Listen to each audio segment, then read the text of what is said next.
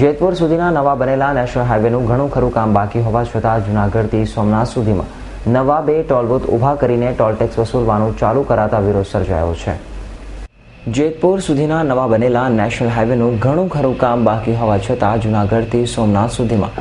નવા 2 toll booth ઊભા કરીને ટોલ ટેક્સ વસૂલવાનું ચાલુ કરી દેવાતા વિરોધ સર્જાયો છે। અગાઉ આ મુદ્દે જિલ્લા કલેક્ટરને આવેદનપત્ર આપી રોડનું કામ પૂર્ણ ન થાય ત્યાં સુધી ટોલ ટેક્સ વસૂલ ન કરવો જોઈએ તેવી માંગ કરવામાં આવેલ।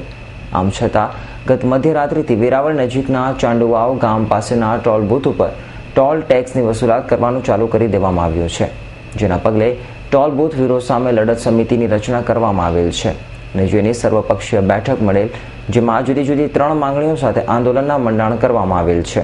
જેમાં આવતીકાલે સવારથી ટોલ બૂથ ઉપર લડત સમિતિની સભ્ય દ્વારા તેમજ આજુબાજુના ગામના સરપંચો સહિતના નાગરિકો દ્વારા અનશન આંદોલનનો પ્રારંભ કરવામાં આવશે તેમ લડત સમિતિની પ્રમુખ હીરાભાઈ જોટવા દ્વારા જણાવવામાં આવેલ છે। સોમનાથ જેતપુર જે નેશનલ હાઈવે 4 લેન બન્યો છે એમાં જે ત્રુટીઓ છે એને અમે ઉજાગર કરવા જઈ રહ્યા છે। એક અમારી એવી માગણી છે કે પહેલાં બધું જ કામ પૂરું કરે પછી ટોલ ઉઘરાવે। બીજો મુદ્દો અમારો એ છે કે જે લોકલ 20 કિલોમીટરમાં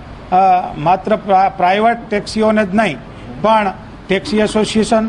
અને ટ્રક એસોસિએશન મતલબ કે ટ્રકો અને ટેક્સીઓને બધાને આ ફ્રી પાસ આપે, યા તો જેમ મહેસાણાથી અમદાવાદ સુધી અને અમદાવાદને ફરતો રિંગ રોડ છે એમની સાથે જે સર્વિસ રોડ જોઈન્ટ કર્યો છે એમ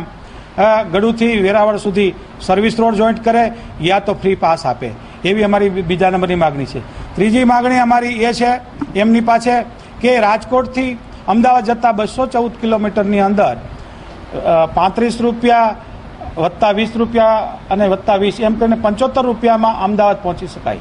એમને બદલે માત્ર 191 કિલોમીટરનો અંતર એ રાજકોટથી વેરાવળ સુધીનું છે, એમાં 35 ગોંડલ પાસે, 35 જેતપુર પાસે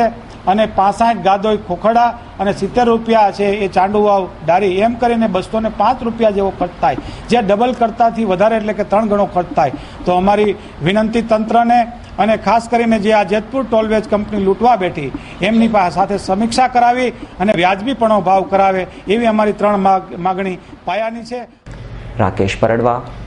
S9 ન્યૂઝ, ગીર સોમનાથ।